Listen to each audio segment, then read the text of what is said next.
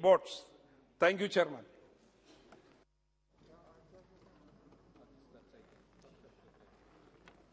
Shri Shivkumar Udasi ji.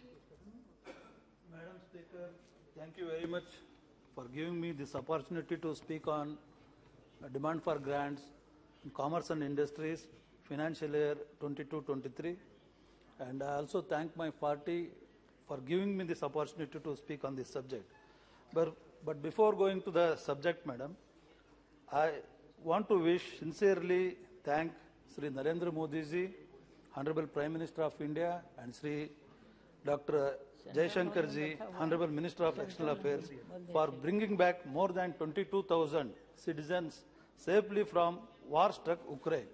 And also, a student from my parliamentary constituency, Haveri, Mr. Naveen Shekarappa, who was studying in Kharkiv, unfortunately lost his life. We were able to bring the mortal remains of Naveen Shekarappa back home because of the intervention and relentless efforts of Sri Narendra Modi ji and Dr. Jaishankar ji. And I thank them on behalf of the family of Naveen Shekarappa for helping them make peace with this terrible loss, Madam. Madam, coming to the subject, we all know the importance of trade and commerce in the development of the nation or the nation building. During the ancient times, India was the leading exporter of sugar, textiles, silk, precious stones, and India was also main exporter of the spices to the West. The prosperity of Indian trade took a backseat with the starting of the Industrial Revolution in the West and colonization of India. The underlying theory of post-independence was that the market could not be trusted to produce good social outcomes. So the government, in its wisdom, must determine where the country's scarce resource should be deployed and what exactly should be produced in what location and by whom. In other words, the people would be best served when they had no right to decide what to produce and no right to decide what to consume. That was all to be left to the government. The business were hamstrung by a million controls imposed in the name of socialism. Many were worried that imperial foreign rule would return in the guise of economic domination through trade and investment. The number of poor people went on increasing in this era of post-independence. The policies of the Congress rule in the name of the poor ended up impoverishing the poor. Later, the UPA government, before the election of our government, was equally disastrous for the commerce and trade. It was infected with corruption and had a policy paralysis in decision making. The achievement of this government, that was of UPA government, was to collapse the public-private partnership model for infrastructure, huge bank losses, and loss of investment projects for the country, and even the SEZ. Even in the SEZ.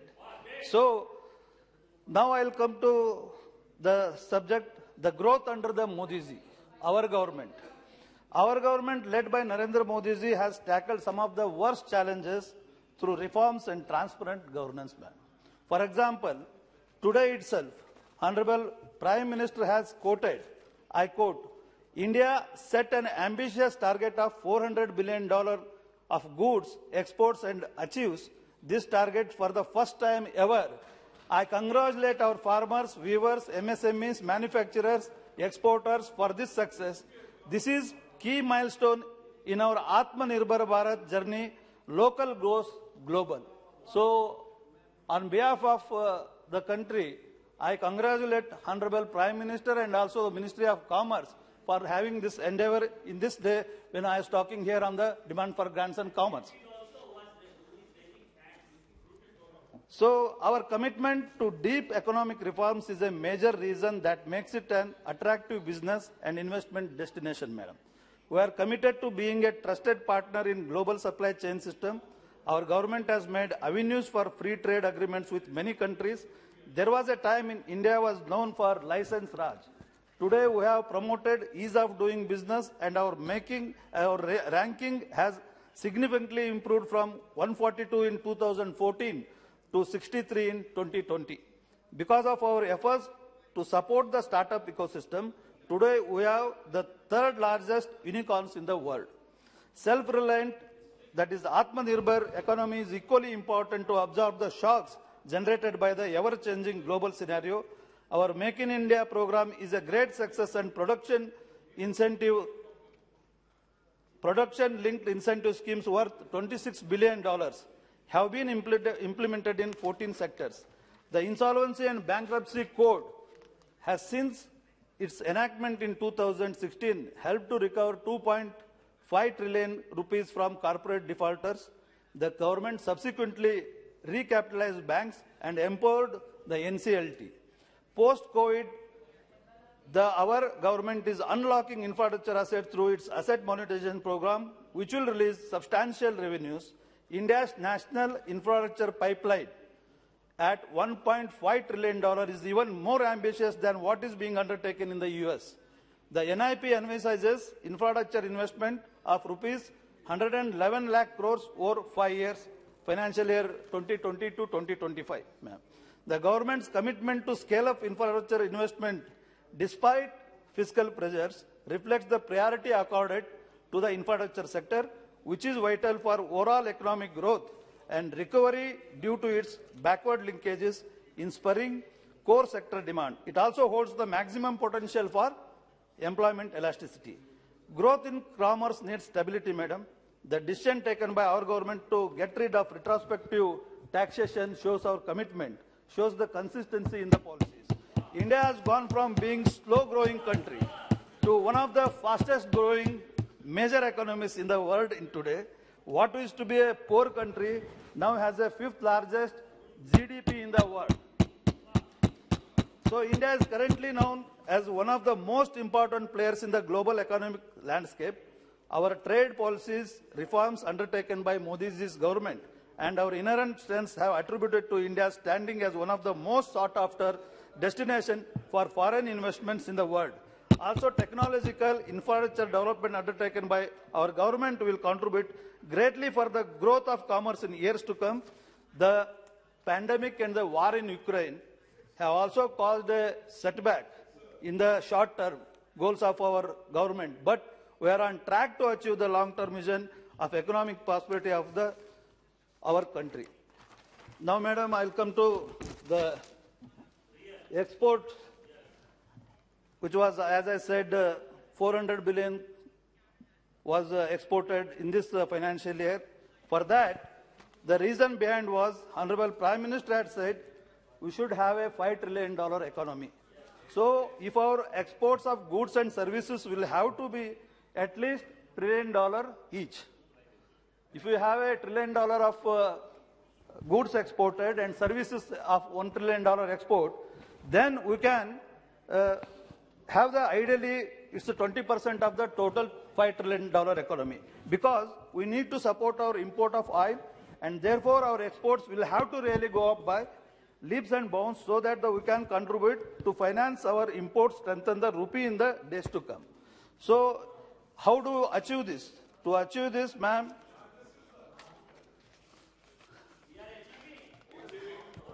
so to achieve this, madam, we should take a leverage, our edge, EDGE, to give us an edge in the global competition. What is EDGE? E for economies of scale, D for demographic of dividend, G for good governance, and E for encourage innovation in the industry.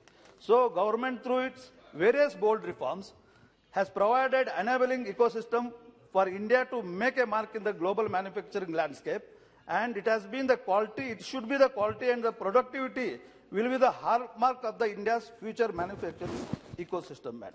So in that angle, government has a 3-point call to action for the industry.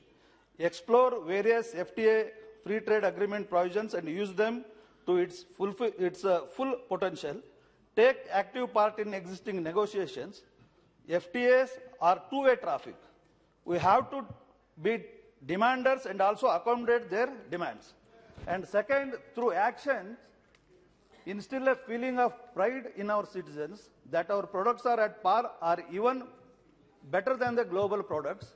Make the difference visible Gone are the days when imported meant better. Made in India mark should compete with the global brands in every category. The third is focus on development of aspirational districts and tier 2 and tier 3 cities. Like Godda, like Haveri,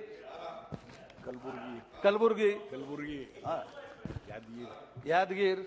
So aspirational district and tier 2 and tier 3 cities will be the future of the export hubs. And furthermore, madam, to target reach करने के लिए $1 trillion in the goods and $1 trillion in services by 2027. What are the initiatives the government has taken? And how this target of 400 billion was achieved? It was because the Prime Minister took interest in the ministry, and for monthly monitoring of achievement of targets and an export monitoring desk under Statistics Division of DGFT has been set up. The disaggregated targets enable tight monitoring by country, by region, by mission, by products, by commodity groups, by export promotion councils. And the Prime Minister addressed the ambassadors, high commissioners, commercial missions, line ministries, departments, states, UTs and EPCs, commodity boards, authorities, industry trade association, etc. on 6th August 21. And he said, local goes global, make in India for the world for achieving the target of this $1 trillion economy. The target has been already set. So in the coming days, both the service and the goods, which has been merchandise export, now it is $400 billion. In service sector, it is around $250 billion, madam, which is going to reach $1 trillion each in the coming 2027, madam. For example, how the challenge was converted into opportunity, madam. I'd like to quote this. We all witnessed turmoil due to COVID-19 pandemic, which emerged as the biggest threat to economic growth.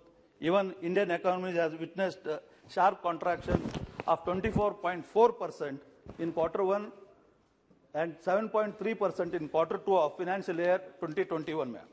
To convert that pandemic-related challenges into opportunity, a series of measures have been taken by this government to improve the economic situation, including inter alia announcement of the Atmanirbhar package, amounting to the tune of almost 30 lakh crores.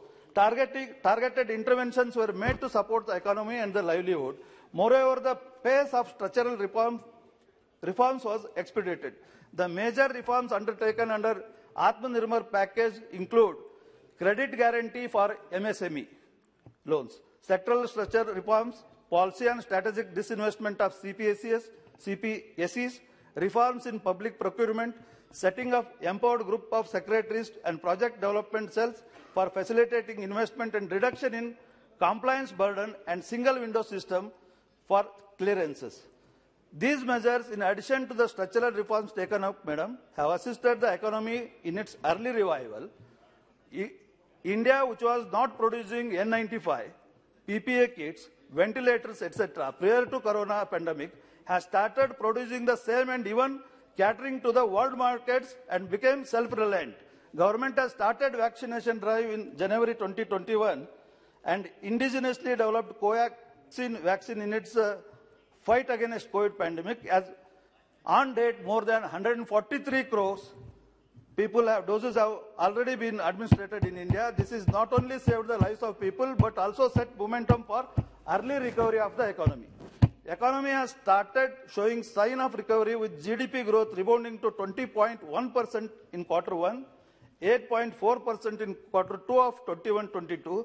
Several high-frequency indicators like e-way bills, railway freight, port traffic, GST collections, and power consumption have demonstrated a V-shaped recovery in the economy, ma'am. So, in this angle, even the trends in the growth of 8 core industries, the index of 8 core industries, ICI measures the performance of 8 core industries, madam. Coal, crude oil, natural gas, petroleum refinery products, fertilizers, steel, cement, and the electricity. The industries included in the ICI comprise 40.27% weightage in the index of the IIP, During 2021, ICI growth rate was minus 6.4% compared to average growth rate of 3.0% during the last 3 years. The rate of growth has been robust during the current financial year from April to October in 21-22, that is 15.1%. Out of 8 core sectors, 6 of them have shown double-digit growth, with cement and steel sectors leading the pack with the growth rates at 33.6 and 28.6% respectively.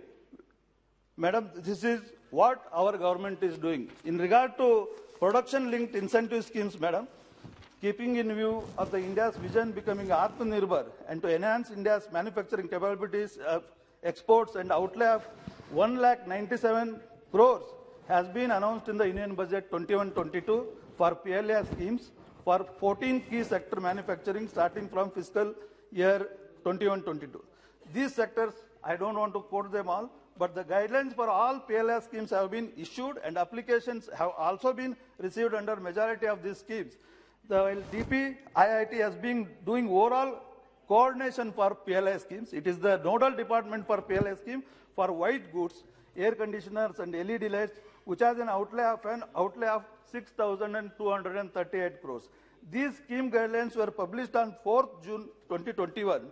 42 applicants with committed investment of 4,614 crores have been provisionally selected as beneficiaries under PLI scheme.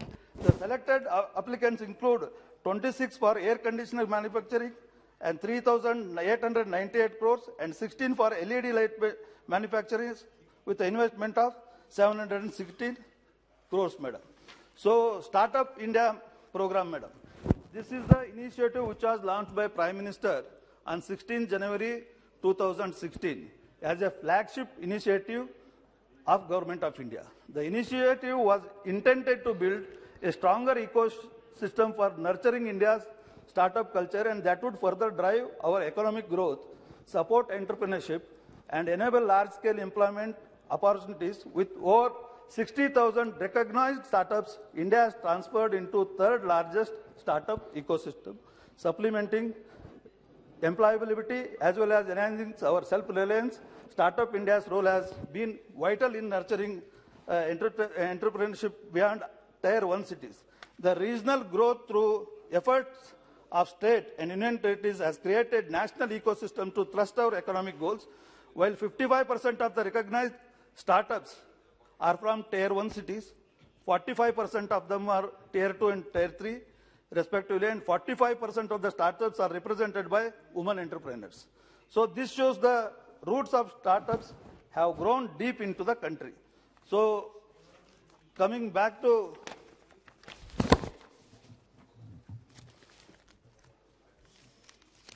ease of doing, madam. India has reported meteoric improvements in the ease of doing business.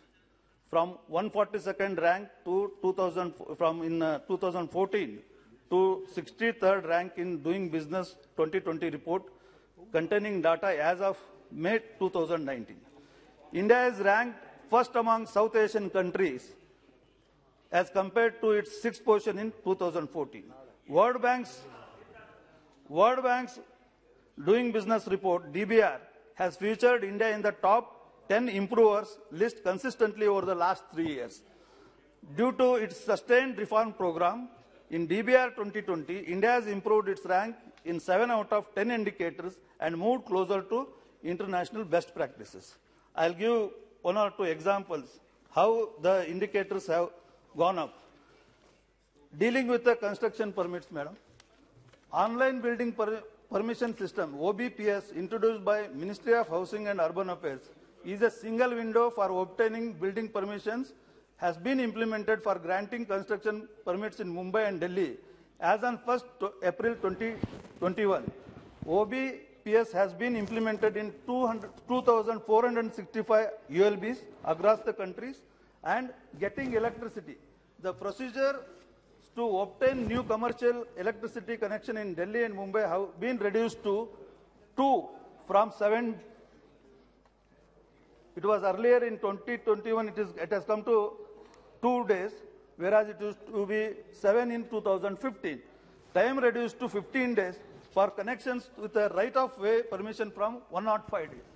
Pehle it used to be 105 days, now it has come to 15 days. This is what ease of doing business means. And registering the property. Digitized land property records of last 30 years to be accessed 24/7 online through integrated registration property portals of respective states, Maharashtra and Delhi. These portals provide comprehensive functional electronic database for checking encumbrances. So even the getting credit and protecting the minority investors, paying taxes, trading across the borders, enforcing the contract, resolving the insolvency. So these are all the ease of doing which has been done from our government, madam. And furthermore,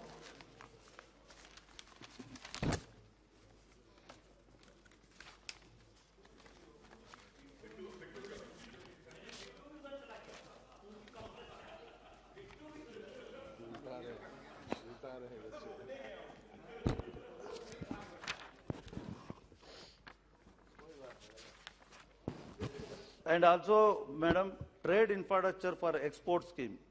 Trade infrastructure for export scheme TIES is being implemented from financial year 2017-18 till financial year 25 to 26 with the objective of assisting central and state government agencies for creation of appropriate infrastructure for growth of exports.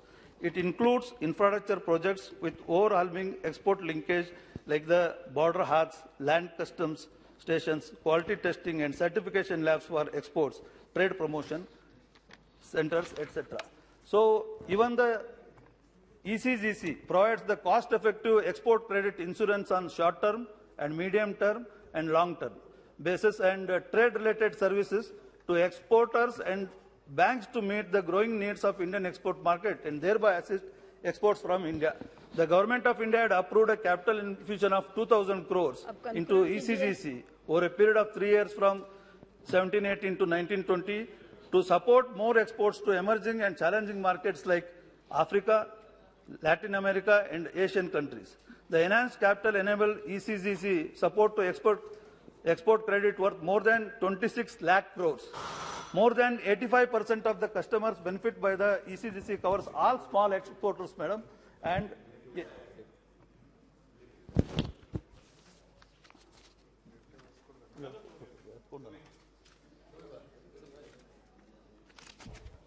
now I'll come to the SEZ issue, madam.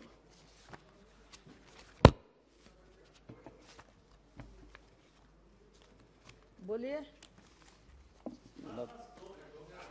2 minutes, sir. The SEZ,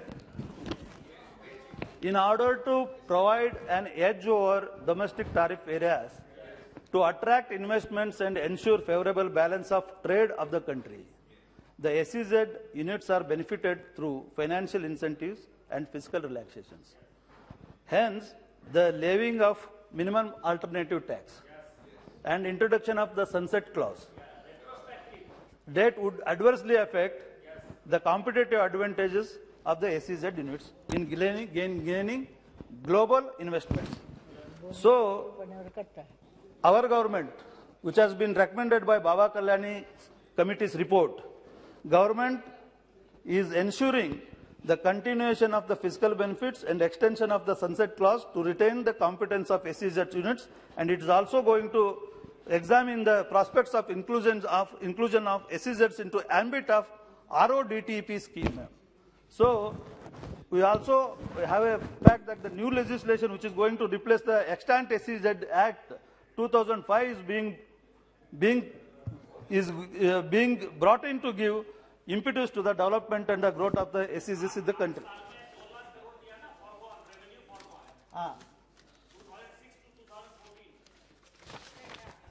Revenue foregone.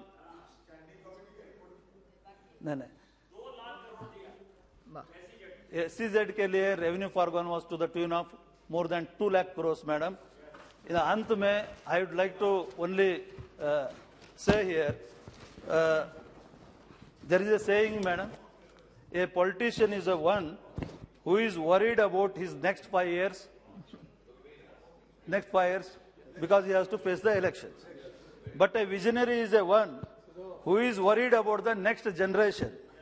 Modi ji, according to me, is a socio-economic, political, cultural scientist and ambassador who has studied behavioral psychology at micro and minute level by his experience as a Gujarat Chief Minister and as a Prime Minister of this country has 7 years. It has made a lot of difference in this country, which is evident in the growth of all sectors in this country. He understands the aspiration of the people of this country in the changing world scenario and building an India in which being a citizen of India is a matter of right. With these words, I conclude my speech. Thank you very much. बहुत अच्छा हो गया